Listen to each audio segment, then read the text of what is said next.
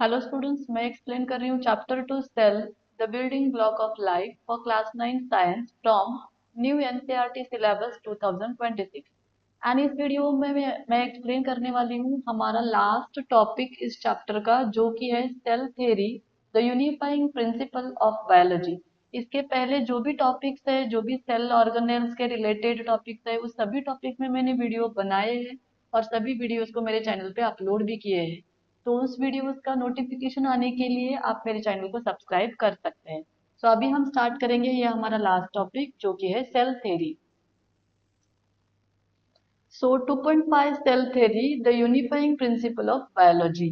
तो जैसे हमने अभी पूरा चैप्टर समझ के लिया है, व्हाट इज सेल, सेल के अंदर कौन से सेल ऑर्गेनेल्स रहते हैं, सेल डिवीजन कैसे होता है, उसके कौन से टाइप है, जैसे कि माइटोसिस, मियोसिस, और इसी की वजह से सेल लाइफ जो है वो कंटिन्यू रहती है, ये सभी हमने अंडरस्टैंड किया है।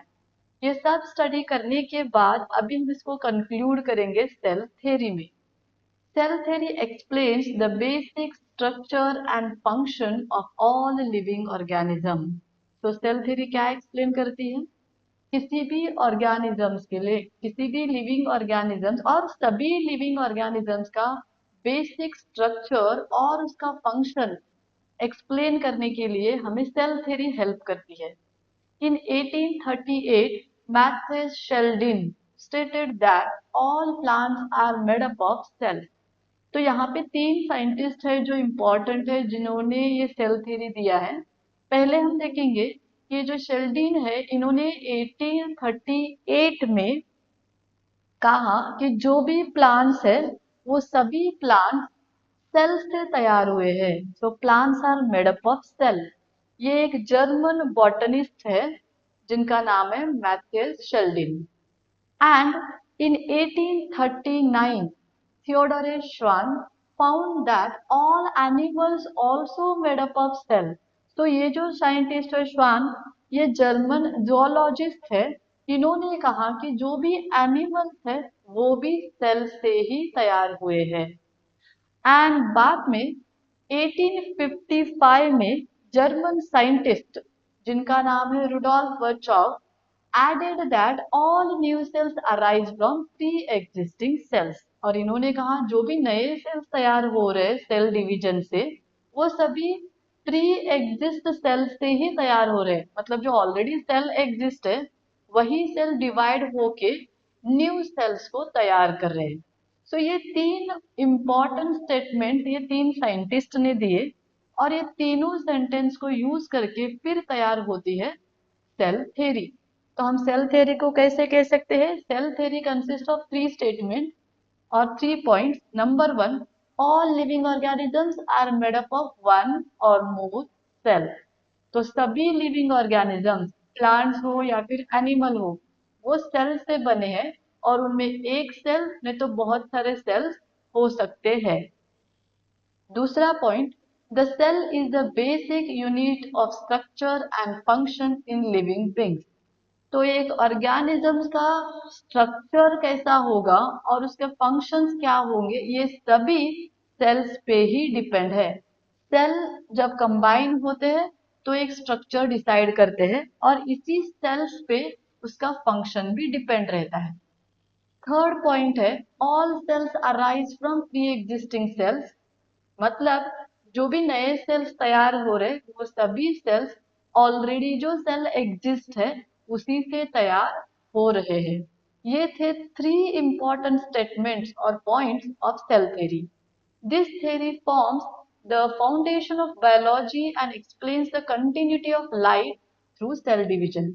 तो ये सेल थ्योरी जो है यही मेन फाउंडेशन है बायोलॉजी का। सो बायोलॉजी जो पूरा है वो इसी बेसिस पे है, और ये एक्सप्लेन करती है कि जो लाइफ है वो सेल डिवीजन के हेल्प से ही कंटिन्यू हो रही है।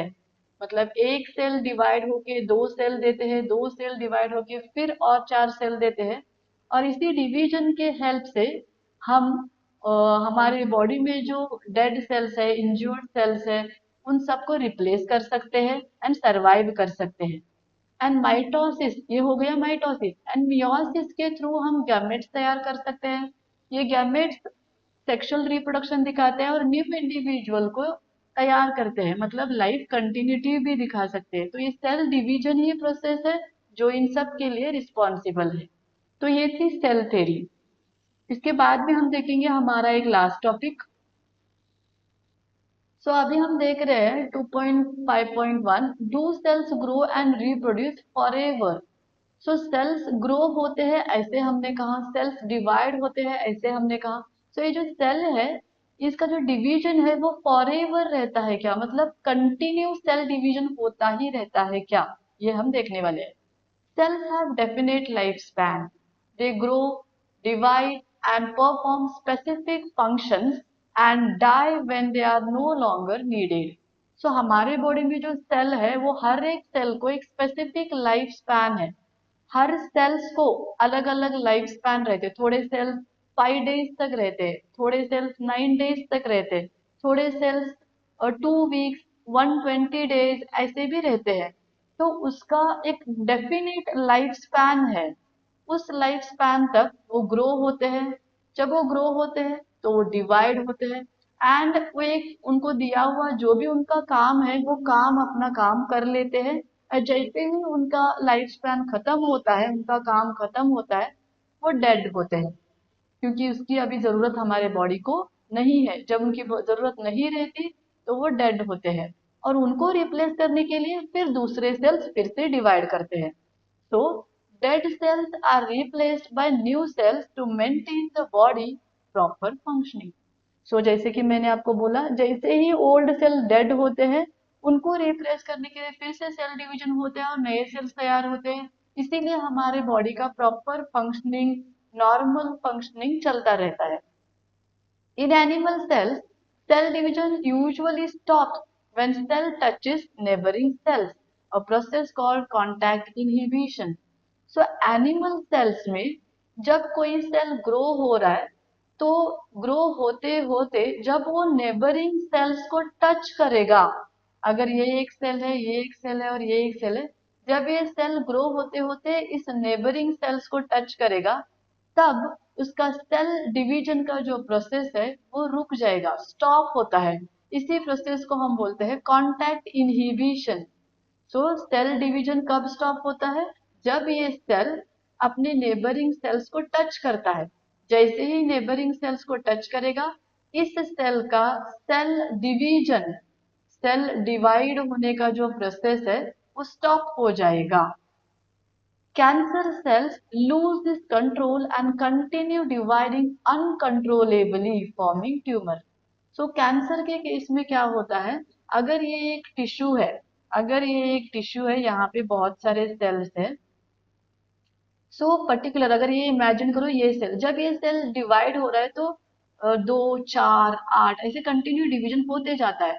तो स्लोली स्लोली इसका साइज भी बढ़ेगा क्योंकि नए सेल्स तैयार हो रहे हैं। जब ये सेल्स इस नेबरिंग सेल को टच करेगा इसका ग्रोथ रुकना चाहिए और सेल डेड होना है। लेकिन कैंसर के केस में इसका जो कांटेक्ट इनहिबिशन का प्रोसेस है, मतलब जैसे ही नेबरिंग सेल को टच होते हैं इसका डिवीजन रुकना चाहिए लेकिन ये नहीं रुकता। ये डिवीजन का प्रोसेस ऐसे ही कंटिन्यू होता है, बहुत सारे सेल्स, अनवांटेड सेल्स तैयार होते हैं और यहाँ पे ट्यूमर तैयार होता है। इसी तरीके से कैंसर ग्रो होता है किसी भी टिश्यूज में। Plant cells do not show contact inhibition because they are rigid cell wall. लेकिन प्लांट सेल में ये कांटेक्ट इनहिबिशन का प्रोसेस हमें नहीं दिखाई देता क्योंकि प्लांट सेल में सेल वॉल है, एक रिजिड स्ट्रॉन्ग सेल वॉल है, इसीलिए हम कांटेक्ट इनहिबिशन का प्रोसेस नहीं दिखाई देता। Despite being very small, cells carry out essential functions such as producing energy, making and secreting substance and forming new cells. तो इन सभी बेसिस के ऊपर हम क्या कह सकते हैं, सेल भले ही बहुत छोटा एक पार्ट है लेकिन ये बहुत सारे इंपॉर्टेंट फंक्शंस दिखाता है, जैसे कि एनर्जी तैयार करना, बहुत सारे सब्सटेंसेस को तैयार करना, सिक्रीट करना मतलब हार्मोन्स एंजाइम्स को सिक्रीट करना, न्यू सेल्स को तैयार करना, ये बहुत इम्पोर्टेंट काम हमारे बॉडी का ये एक छोटा सा सेल करता है। इसीलिए सेल जो है ये हमारे बॉडी का structural and functional basic unit है, बेसिक यूनिट है। So all living organisms from bacteria to humans are made up of these tiny but important units called cell. So यहाँ पे हम इस चैप्टर को एंड करते हैं। इस वीडियो से हमारा पूरा चैप्टर खत्म होता है। आई होप आपको ये सभी वीडियोस हेल्प करेंगे ये पूरा चैप्टर अंडरस्टैंड करने के लिए। आप सभी वीडियोस को सीरियल वाइज देखिए, एक के बाद एक वीडियो करेक्टली देखिए और सभी वीडियोस के नोट्स को भी आप नोट डाउन करके रख सकते हैं। जब भी कभी एग्जाम है, टेस्ट है, क्लास टेस्ट है, तो आपको ये नोट्स हेल्प करेंगे उन सभी क्वेश्चंस का आंसर लिखने के लिए।